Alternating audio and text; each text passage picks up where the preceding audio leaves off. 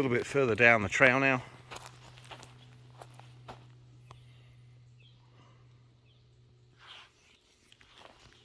A little bit smokier down here. We're going to do a loop down the Batona Trail, and then hey pup, come here a second. You got a bitey fly on your head. Come here. Good girl. Come on. Psst, psst.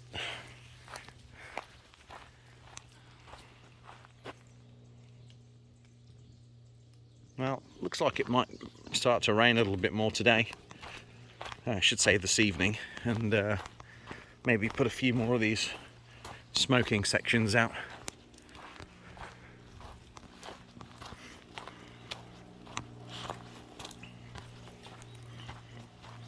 So, for those of you that do subscribe to me, although, you know, it's a bit smoky here. Well, I do thank you for it. A lot of the roots are going up, see that? Some sections of it did really take a number inside, even the wet areas. That was a fierce fire. Hey pup, come on. So, anyway, where was I? Yeah. So those of you that subscribe to me, thank you. I don't really ask for a subscription, and certainly any of the video I put out is not monetized. You know, it's just for pure entertainment purposes, and you know, I work a full-time job, and my doggy here is a full-time companion when it comes to hiking these trails. Let me just move this out of the way.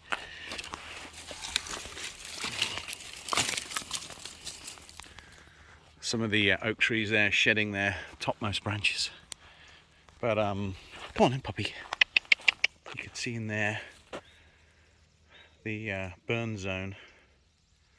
So a lot of the Atlantic cedars were saved simply because they were, you know, a little further into the wetland areas. But those of you that do subscribe to me, I want to thank you for your subscriptions. I do appreciate it. Although I don't ask for your subscription, it's just, like I said, for entertainment. You can see some of the cedars here. You know, these are pretty big trees. And these Atlantic white cedars have definitely gotten a bit charred. So who knows whether or not there's any long-term damage to some of these. I'm not sure. The pine trees themselves typically survive because the bark is like a scale, and you'll see new growth underneath it. Look, I can show you in respect actually. Let's go over to this one. Let's go and have a look at this tree. Quite well charred.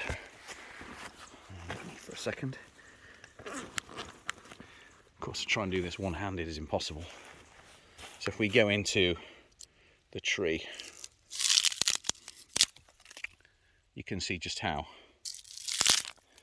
clear the bark is underneath. You know, so these pine trees are able to really stand up to forest fires. I mean, there you go, look at that. So, completely undamaged. These act like ceramic scales on the space shuttle. The end just chars off, and you're left with perfectly fine bark underneath. So this tree, really completely untouched. The oak tree next to it, yeah, probably dead. So, but as you can see, these trees that look like they're scarred and won't grow back, actually perfectly fine underneath. Perfectly adapted to this environment. Oh, and by the way, let me just come out of the soot for a second here and find a little patch. So I fall on my ass. So this is the knife that I replaced the cold steel cookery with. So this is my dad's former knife. My dad passed away last year, And one of his long-term knives was this Solingen piece. So it's actually 12 inches of Solingen German steel with a bone handle. Like I said, this is mainly a cutting knife. It's got a good sharp edge on it. I'm not doing any real chopping with this. It's a bit too... It hasn't got a full width tang on this. It's threaded on one end. So you really can't whale with this knife. It's really made for cutting and light hacking duties, I should say. But it's working out rather good. We just got to be careful of the handle coming loose because it is tightened up with the screw at the end. But other than that, there's my Gurkha cookery replacement. Right now it's my bush knife. We'll put it back in the bag there. The other thing you need around here is plenty of off, because we've got some biters. But other than that, everything's good to go. Right, pup, come on. So we'll walk down the trail a bit further. We've got a good smoulder over there. I think that might be, if it gets any more oxygen, that might actually catch on fire again. Let's see if I can zoom in with this thing. There we go. Oh, look at that, 10 times zoom. There we go. We'll walk down the trail a bit further. So anyway, I've actually decided to buy a proper camera for vlogging. That way I can get some little better shots. Yeah, I've got a bit of a... We've got some red down in there. I'm not going to climb in there and get to it though. It can put itself out. But I've got a new camera for the video logging in the near future. So I bought myself I bought myself a digital camera. So I can actually get a gimbal mount and do some proper filming. Although the cell phone has worked out pretty good over the years I've been using it. Starting to rain a little bit now, which is good. Hopefully it can dampen down some more of these flames. That old cedar, look at that. That is one old Atlantic white cedar. She got charred all at the side there. So like I said, it remains to be seen whether or not a lot of damage will be done to some of these cedars and whether they've actually succumbed to it. The pine trees themselves, like I showed you, are highly resilient to fire. You know, their bark is like a ceramic tile. It just gets charred up, falls off, and a fresh one's underneath. You know, it looks like there's a decent amount of smoke over the top there. Hey, pup. We'll walk down to the it's very quiet in the woods. We'll walk down to the little embankment where she can get a drink. And, you know, then we'll head back down on the road, get out of some of this smoke, because we are in a valley right now. So this smoke is hanging down in here. Whoa.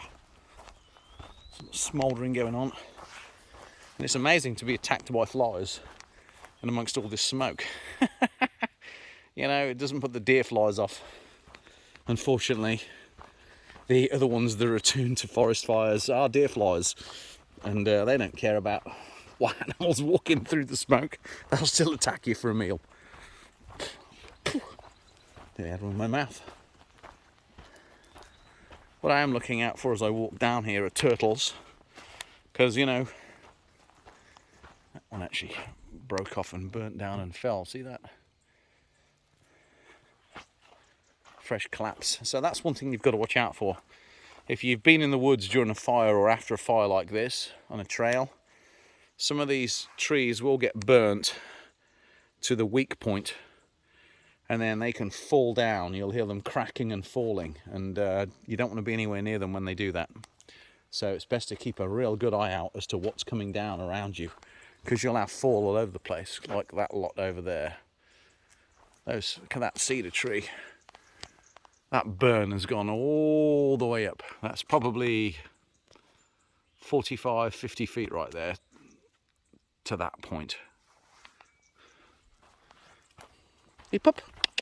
Come on, let's get going. I think the dog's getting attacked by biting flies too.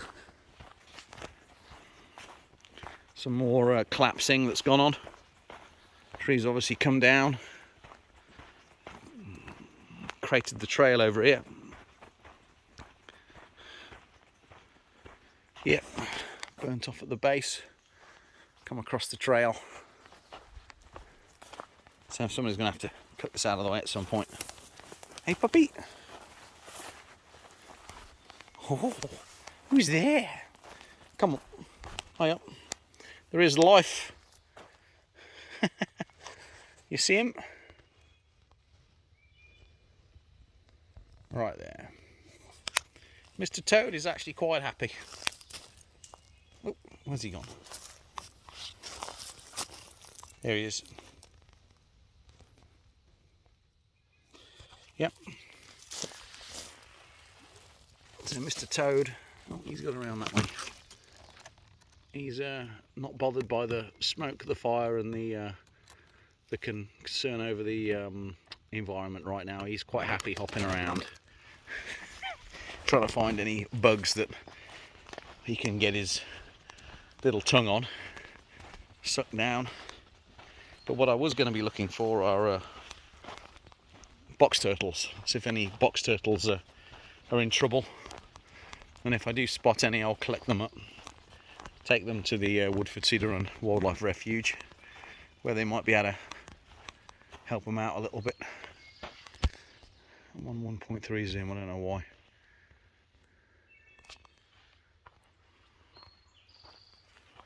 There we go.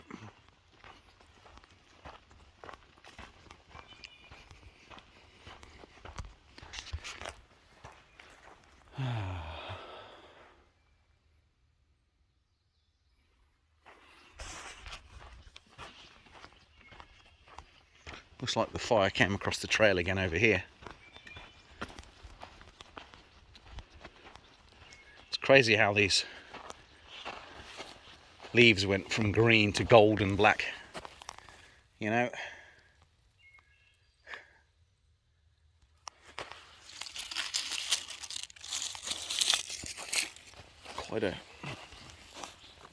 Quite a sight, you know.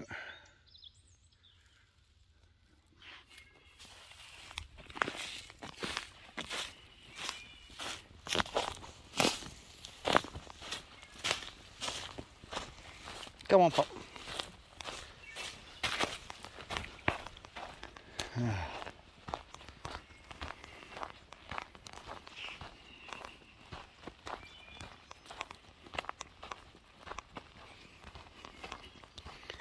So hopefully I can get a decent vlogging lens for my digital SLR and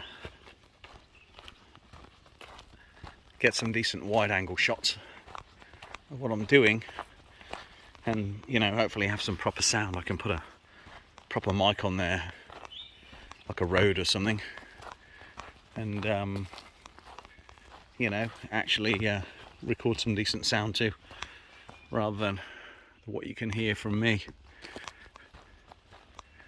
Oh, I've got a deer fly on the lens. Hey, pup. Good girl. Come on.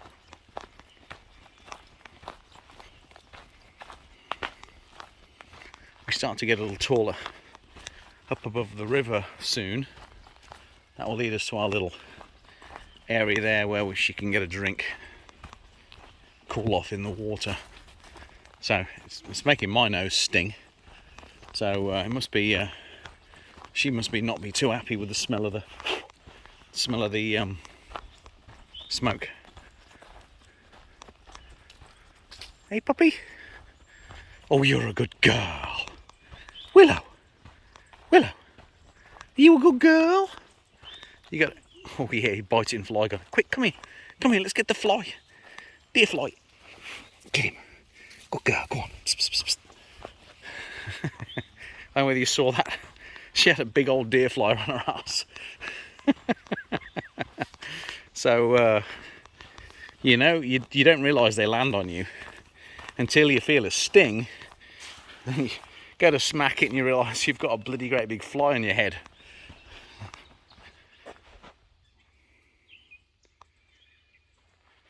Look at that cedar there. Wow. It kind of burnt all the inside out. Look at that. That'll become quite a danger now on the trail. The way that's burnt on the inside, where it obviously rotted and then fire went up, that's about to split and fall down. So that's going to kind of fall down that way and parallel the trail here. I've got the deer fly attacking me now.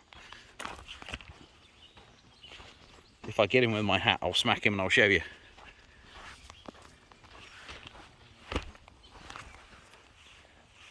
Oh, he's a persistent one.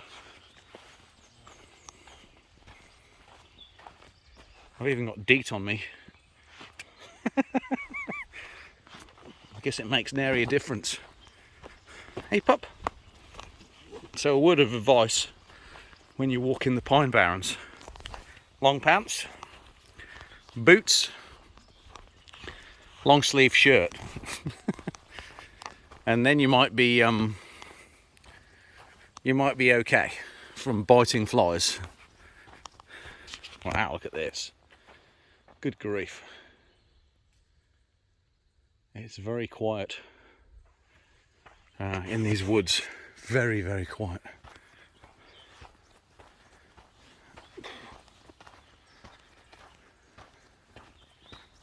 You'll hear me yowling in a minute when I get bitten. Start cussing out. Because the deer fly's got me. I'm trying to get him. There he goes, see him? I almost had him on video there. Trying to get him on video. I'm going to put some more DEET on in a minute. Give myself a little bit more... Get off. Hey, Pippi. Come here. Wasn't it you? Come here, let's get these things off you. Come on, good girl, go on. Psst, psst, psst, psst. Go, go, go, go, go, go, go. Go, go, go, go, go. Get away from him. I know.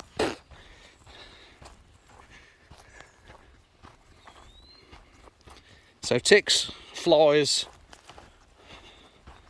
greenheads. I mean, covered in smoke around here. And you would think that these armflies would be bothered by this. Not at all. They don't seem to give a hoot. So they're perfectly adapted to this too. Ah, oh, look, nice fresh water down there. She go get a drink? Come on, go get a drink. And I'm going to put some more bug spray on.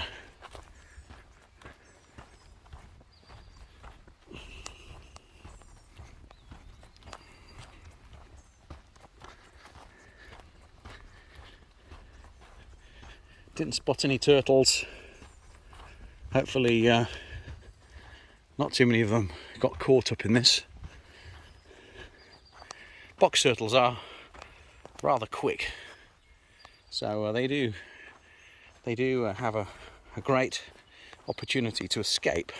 Ooh, this is steep. Oh dear. You gonna get a drink or what, pup? Come on. Hey. Oh. Come on, go get a drink. Good girl, go get a drink. So I just came down. Somebody put a log across here to stop the erosion, which works. Well, go get a drink. Good girl, go get a drink. I'm going to hide under here. That fly's followed me down. So while we're down here, look. So there are some New Jersey carnivorous plants down here, if we look closely, whether you can see them or not. So right here, this, as I sink into the water, This is a Jersey carnivorous plant, and it's sundew. So these little sticky fronds here will stick to little creatures, and they'll absorb then the... is there one already in there? Has he got one? There. Those creatures will get stuck in there, and then the plant will eat them. Wish it'd eat these damn flies attacking me. So there's some more sundew right there. Alright, over and out for now. I've got to put some bug spray on. I'll be back.